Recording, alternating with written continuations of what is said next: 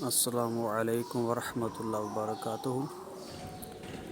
آج کا جو سبق ہے وہ ہم شروع کرتے ہیں۔ ہم نے آج ان 3 کلمات کو پڑھنا بھی ہے اور اس پر جو تجویدی قوانین جاری ہوتے ہیں وہ ہم نے اجرا بھی ان کا کرنا ہے، ٹھیک ہے۔ ان قوانین کو ان پر چلانا ہے اور ان قوانین کی روشنی میں قرآن پاک کے ان کا 3 کلمات لا ریب فیہ ان کو درست پڑھنا بھی ہے، ٹھیک ہے۔ تو سب سے پہلے ہم ان کے مخارج دیکھیں گے۔ یہ میں نے اشارہ کر دیا یہاں پر کہ مخارج یاد کرنے ہیں اور ان مخارج کا خیال رکھتے ہوئے ان حروف کو ادا کرنا ہے، ٹھیک ہے۔ یعنی ان حروف کو اپنے اپنے مخارج سے ادا کرنا ہے۔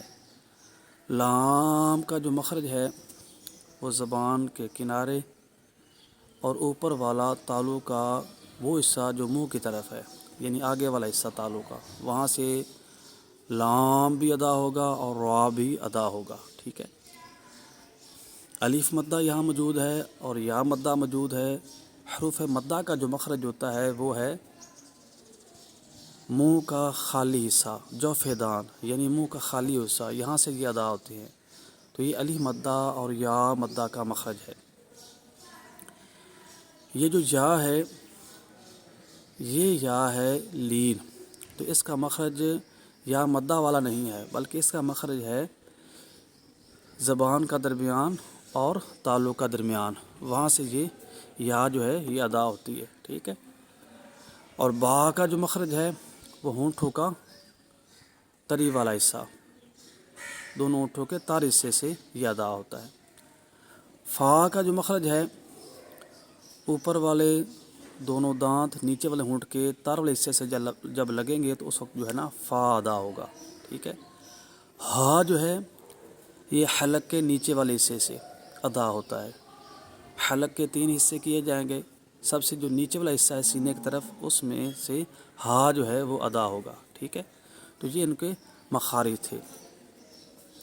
اب دوسری چیز کہ حروف مدہ کے متعلق بتانا ہے تو یاد رکھیں، یہ میں نے اشارہ کر دیا ہے۔ مکمل قانون یہ ہے کہ حروف مدہ 3 ہیں، الف مدہ، واو مدہ اور یا مدہ۔ جب الف سے پہلے زبر ہو تو اس کو الف مدہ کہتے ہیں۔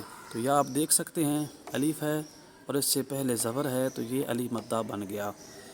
یہ یا ساکنہ ہے، یا جزم والی سے پہلے زیر ہو، یا ساکنہ سے پہلے زیر ہو، کسرہ ہو تو وہ یا مدہ ہوتی ہے۔ تو یہ یا مدہ بن گئی کیونکہ یا ساکنہ بھی ہے اور اس سے پہلے زیر بھی موجود ہے۔ اس کے علاوہ یہاں پر کوئی حرف مدہ موجود نہیں۔ حروف مدہ کو پڑھتے کیسے ہیں؟ ان کو 1 الف کی مقدار یا 2 حرکت کی مقدار دراز کر کے پڑھتے ہیں۔ تو 1 الف کی مقدار کا اندازہ جو لگایا جاتا ہے وہ بند انگلی کو درمیانی حالت میں کھولنے سے لگایا جاتا ہے۔ تو لہذا جب ہم پڑھیں گے تو انگلی کو درمیانی حالت میں کھولیں گے، نہ زیادہ تیز نہ زیادہ آہستہ، جتنی دیر لگے اتنی دیر آواز جاری رکھیں۔ یہ دیکھیں، لا لا ریب فیہ فیہ، یہ الف مدہ کو جب ادا کرنا ہے اور یا مدہ کو جب ادا کرنا ہے تو ان کو 1 الف کی مقدار دراز کرنا ہے یا 2 حرکت کی مقدار دراز کرنا ہے۔ 2 حرکت کی مقدار سے مراد ہے کہ 1 حرکت کی جو آواز ہے اس کو دگنا کر کے ادا کرنا، ٹھیک ہے۔ تو حرف لین یہ موجود ہے۔ حرف لین 2 ہیں، واو لین اور یا لین، ٹھیک ہے۔ تو جو واو لین ہوتا ہے اس کی تعریف یہ ہے کہ واو ساکنہ ہو اور اس سے پہلے زبر ہو، اور یا لین کسے کہتے ہیں؟ یا ساکنہ اور اس سے پہلے زبر ہو۔ تو اب ہم نے دیکھا تو یہ یا ساکنہ ہے، یا پر جزم بھی ہے اور اس سے پہلے زبر بھی ہے، لہذا یہ جو ہے یا لین بن گئی۔ تو حروف لین کو کیسے پڑھتے ہیں؟ حروف لین کو بغیر کھینچے بغیر جھٹکا دیے نرمی سے معروف پڑھتے ہیں۔ تو نرمی سے پڑھیں گے، معروف پڑھیں گے، لیکن درازگی اس میں نہیں ہوگی، ٹھیک ہے۔ تو پڑھیں گے ریبہ ریبہ لا ریبہ لا ریبہ یعنی اس طرح پڑھیں گے، ریبا یعنی دراز نہیں کریں گے، کھینچیں گے نہیں، جھٹکا بھی نہیں دیں گے، معروف پڑھیں گے، رے نہیں پڑھیں گے، روئی پڑھیں گے، لا ریبا لا ریبا، ٹھیک ہے۔ تو یہ حرف لین کی ادائیگی ہو گئی۔ آگے را کو موٹا پڑھنا ہے، یہ قانون کا میں نے اشارہ کر دیا، تجویدی قانون، را کو موٹا پڑھنے والا جاری ہوگا۔ را کے اوپر جب زبر ہو، پیش ہو تو را کو موٹا پڑھتے ہیں، را کے نیچے زیر ہو تو اس کو بریک پڑھتے ہیں۔ تو یہ را متحرکہ کی حالتیں ہیں، پر پڑھے جانے والی اور بریک پڑھے جانے والی، ٹھیک ہے۔ تو چونکہ زبر موجود ہے را کے اوپر، لہذا یہاں پر اس کو پر پڑھیں گے، روئیبا روئیبا، رہیبا نہیں کریں گے، ٹھیک ہے۔ با جو ہے اس پر قلقلہ ہوگا، لیکن کتنے درجے کا؟ 5ویں درجے کا، ٹھیک ہے۔ قلقلہ کا لغوی معنی ہے جنبش کرنا، حرکت کرنا۔ جن حروف میں صفت قلقلہ پائی جاتی ہے ان حروف کو ادا کرتے وقت ان کے مخرج میں حرکت پیدا ہوتی ہے، جنبش پیدا ہوتی ہے، جس کی وجہ سے آواز جو ہے لوٹتی ہوئی محسوس ہوتی ہے، ٹھیک ہے۔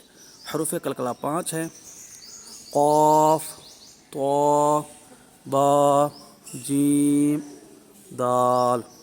ان کا مجموعہ جو ہے وہ قطب جدن ہے۔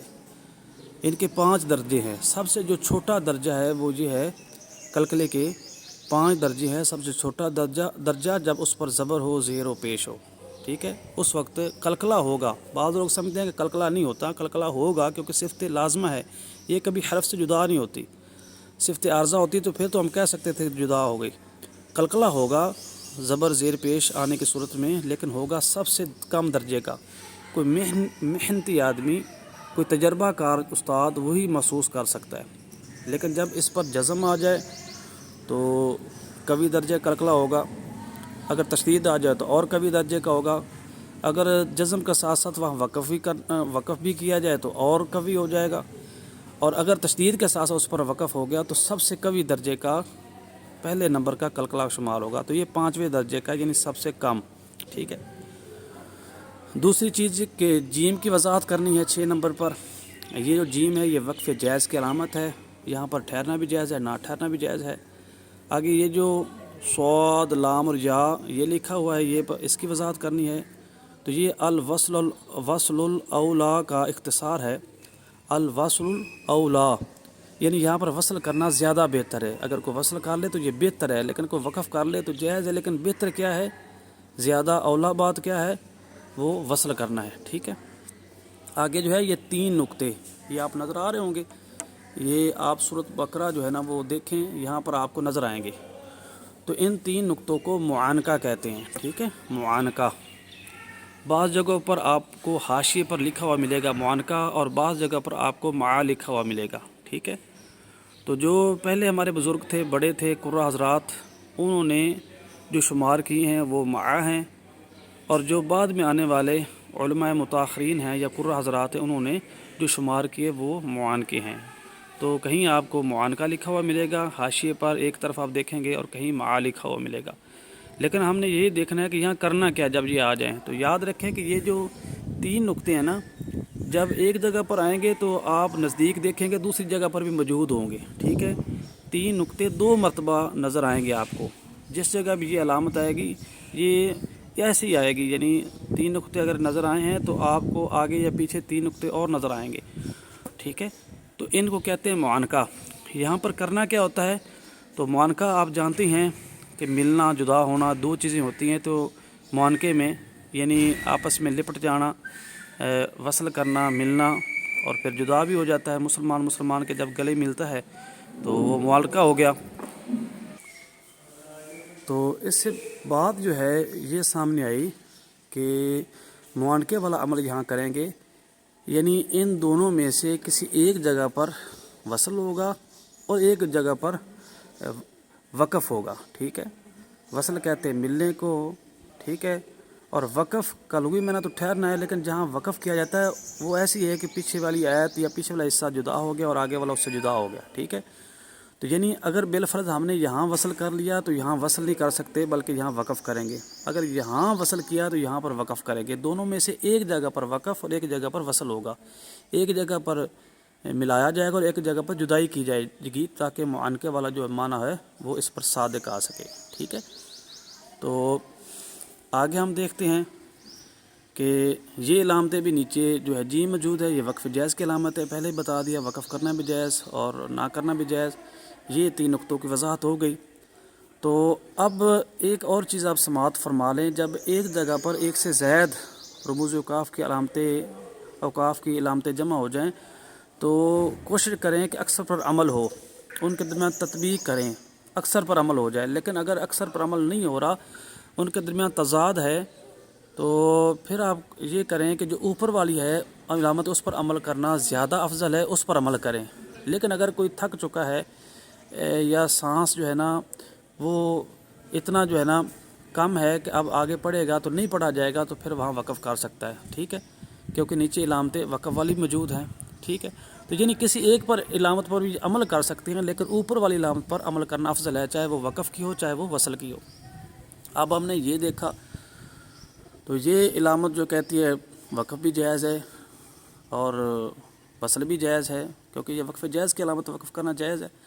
یہ اوپر علامت کہتی ہے کہ وصل کرنا زیادہ جو ہے نا بہتر ہے اوپر والی، لہٰذا یہ افضل ہو گئی۔ اس کے اوپر جو ہے اس میں بھی اختیار ہے، وقف کر لے یا وصل کر لے، لیکن ایک یہاں کریں گے تو دوسرے اس کے جگہ پر جو ہے نا وہی چیز نہیں کر سکتے، یعنی اگر یہاں وقف کریں گے تو یہاں وصل کرنا ہوگا، اگر یہاں وصل کریں گے تو یہاں وقف کرنا ہوگا۔ تو ادھر بھی دیکھیں، یہ وقف کی جائز کی بھی علامت ہے اور وصل بھی جائز ہے، اور یہاں وہی چیز ہے معانقہ والی۔ تو اب بہتر جو یہ ہے کہ یہاں پر وصل کیا جائے اور یہاں پر وقف کیا جائے، کیونکہ اس میں بھی وصل جائز ہے، اس میں وصل بہتر ہے، اس میں بھی وصل ہے، تو تینوں میں وصل ہے۔ اگر وصل کریں گے تو تینوں پر عمل ہوگا، لیکن اگر یہاں وقف کریں گے تو اس پر بھی عمل ہو جائے گا، اس پر بھی ہو جائے گا، لیکن یہ وصل کہتی ہے کہ وصل کرنا زیادہ بہتر ہے۔ تو اس چیز کے تھوڑا سا ایسے سمجھے کہ ہم خلاف چلیں گے، تو بہتر یہ ہے کہ یہاں پر وصل ہو جائے، ٹھیک ہے، تاکہ تینوں پر عمل ہو جائے، اور یہاں پر وقف کر لیں، کیونکہ یہ بھی وقف کی علامت وقف جائز کی، اور یہ بھی جب ہم نے یہاں وصل کر لیا ہے تو اب یہاں وقف ہی بنتا ہے، تو دونوں وقف کی ہو جائے گی، تو دونوں پر عمل ہو جائے گا، یہاں تینوں پر عمل ہو جائے گا یا دونوں پر۔ لیکن اگر آپ یہاں وقف کریں گے تو ان دونوں پر تو عمل ہوگا، اس پر عمل نہیں ہوگا، تو بہتر یہ ہے، ٹھیک ہے۔ تو آگے لکھا ہے کہ لا رویبہ پر وصل، تو دیکھیں اگر آپ یہاں پر وصل کریں گے تو اس پر جزم نہیں لگائیں گے، اس طرح زبر جو ہے نا پڑی جائے گی، تو اس صورت میں یہاں پر آگے پھر وقف کریں گے، یعنی اب ہم کرتے ہیں لا ریبہ فیہ، ٹھیک ہے۔ تو وقف جب یہاں پر کریں گے آخر میں